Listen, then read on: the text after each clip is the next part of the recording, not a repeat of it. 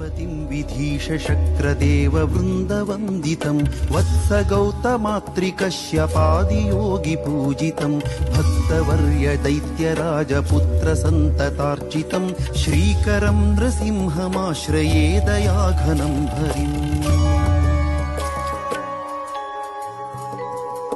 अद्भुताकृतिं नरं हरिं परात्परं प्रभुं भद्रमुग्ररूपिणं नतेष्टवत्सलं विभुं भक्तमोहनं सुरारिभीषणं मुरान्तकं श्रीकरं नृसिंहमाश्रये दयाघनं हरिम्। वेदवेदितार्थतत्त्वगम्यरूपमव्ययं निर्मलं निरामयं प्रतीतिदूरमीश्वरं निर्गुणं समस्तदिव्यसद्गुणाकरं परं श्रीकरं नृसिंहमाश्रये दयाघनं हरिम्।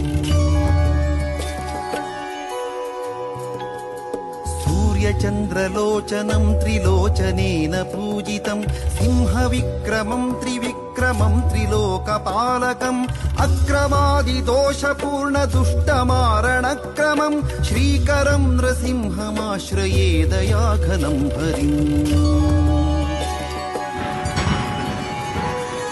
मेघनादशङ्खिनं सुरारिघातिचक्रिणं दैत्यजानुदारिणी गदायुतं रमाप्रियं कामलोभमोहकोपनाशि पद्मभूषितं श्रीकरं नृसिंहमाश्रये दयाघनं हरिम्। अप्रमेयमच्युतं समस्तवेदसंस्तुतं भक्तिलभ्य दिव्यदृष्टिगोचरं त्वतीन्द्रियं तत्त्वमेकमद्भुतं समस्तजीवजीवनं श्रीकरं नृसिंहमाश्रये दयाघनं हरिम्। दानवारिपोषणं सुरारिवंशशोषणम् इन्द्रियेशमिन्दिरापतिं हृदब्जवासिनं कादिशीमठीय सर्वयोगिवर्यपूजितं श्रीकरं नृसिंहमाश्रये दयाघनं हरिम्।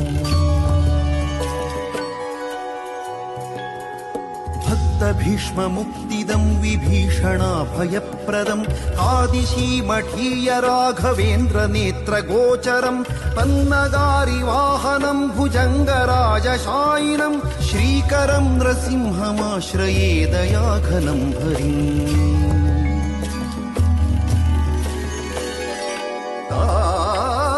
काशीमठीय सुकृतीन्द्रयतीन्द्रपाद प्रेमाभिलाषुक